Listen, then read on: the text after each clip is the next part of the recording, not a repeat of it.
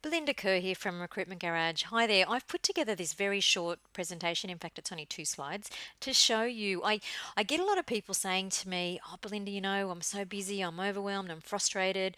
We've got the makings of a really good business, but we just can't crack through into that next stage of growth that we're going for." So I thought it might help to just put this very short presentation together to show you what I think or I believe are the stages that a recruitment agency goes through as it grows. The people who build highly successful agencies stop focusing on making money, sounds bizarre, I know, and they focus on creating a business that does it for them. They create a machine that does it for them. And the real acid test of whether this is successful or not is if you can book yourself on a flight, go on a holiday, and not even think about your business and know that it's all going to be running in the background while you're away. If you can do that, then you've got to the stage which I call the thrive stage. You've got a machine working for you. And the people who create these businesses, if they're not already like that in the beginning, they go through a transition and they start to act very differently to the recruiters that they probably were when they started the business. And they go from being recruiters to business owners and start to make decisions based around that. The people who get stuck in the stress and the struggle of every day and they're laying awake at night wondering what's going to hit them tomorrow, they're operating like recruiters, not so much like business owners. So let me show you what I mean.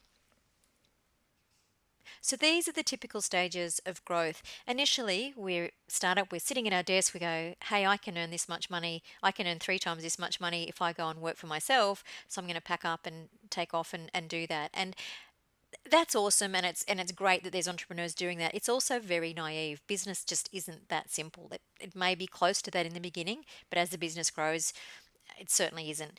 But in the beginning, we're excited. We've got some early wins probably. We're making some good money because we're very low overheads. And really, we're mostly recruiting. We've pretty much bought ourselves a job with, there's certain setup um, and other things that we are doing as well. I get that, but they're pretty small time compared to what's coming coming down the track. So you're busy and you don't really mind it. You're having a good time, and you're soaking up your new entrepreneur status, and everybody's out there saying, "Hey, good on you, good for starting your business." And then along comes the grind stage. Now you can miss this stage. Some people don't go through this stage, but most people do, or at least some part of it. And this is where we start to grow and something happens. We just get super busy and it's relentless. And you're also starting to do a lot of things that just aren't your natural strengths. It could be, financial stuff, admin stuff, marketing stuff, that kind of thing. You all know without me telling you. And so why is that? Well, because as the business grows, so do the size of the problems. And in addition to that, you've also got a business that has a growing demand for more cash. And so there's an added pressure on you to drive more cash to keep up. And this is where, if we're not careful, we can end up on the back foot just trying to keep up with the day-to-day running of the business, let alone getting any closer to having a thriving business.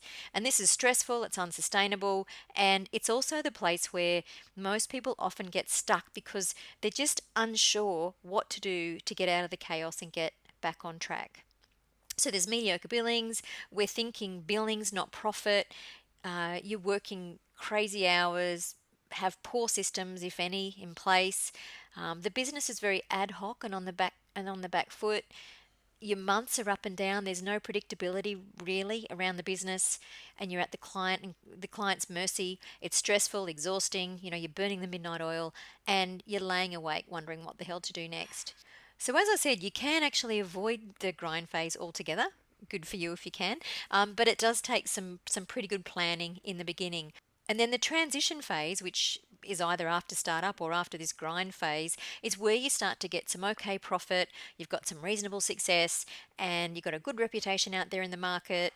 You're still probably working pretty long hours and still trying to crack real success, but there's some planning, there's some systems beginning to happen, And so by now, the business is mostly heading in the right direction, but still needing a little bit of work, making a few shifts as it goes into the final stage, the thrive stage. So let's have a look at what that looks like. And this, once you've experienced this, you never want to go back.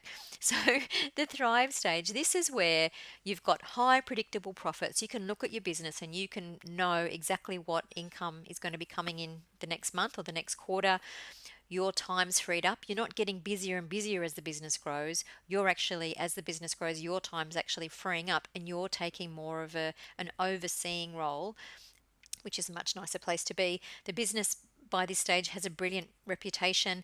A lot of your candidates and clients will be inbound because they'll be coming to you from marketing systems and structures and strategies that you've set up to drive these people into your business. You'll certainly have a very clear USP in the business, in the market. You will have a very strategic role, and the business will be take a strategic approach in everything that it does. But you're in the driving seat. You're calling the shots. It's business on your terms by now, and you have a business system in place that's working for you. A lot of people think about growing a business and they think about making money. Well, of course, that's what we want to do. We want to make money, but you don't want to make money at the peril of your freedom. You want to make money and you want to have the freedom and the time to enjoy it as well. And that's what often gets lost in translation. So, once you're at the thrive stage, you've built a business that enables you to have both. And if you've facilitated that, you now have a saleable business as well because somebody else can step into that business and run it and make that same money that you've been making. And that's what buyers want, right? So by this point, you've successfully designed and built a business that works around what you want and probably what you dreamt about in the beginning, right back at the startup phase when you got going. So have a look and see where you might be through these stages, and have a look at what's holding you back from moving from one stage to the next. And most often it will be that you're thinking like a recruiter, and I don't mean that to sound derogatory at all, but you need new business skills as you grow into these other areas. So are you thinking about delegation? Are you thinking like a leader? Are you making decisions for the long term, or are you chasing, just day-to-day income? And have you got some support? Have you got, whether it's a coach or a mentor or business peers?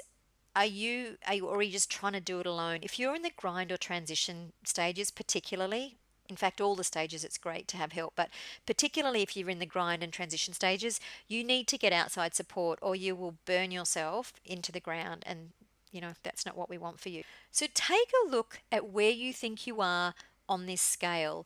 And if you're in the startup, the grind, or the transition phase, think about what you can do in your business now to get more scale into your business. If you're not looking how you can leverage each point in your business, you'll just go sideways.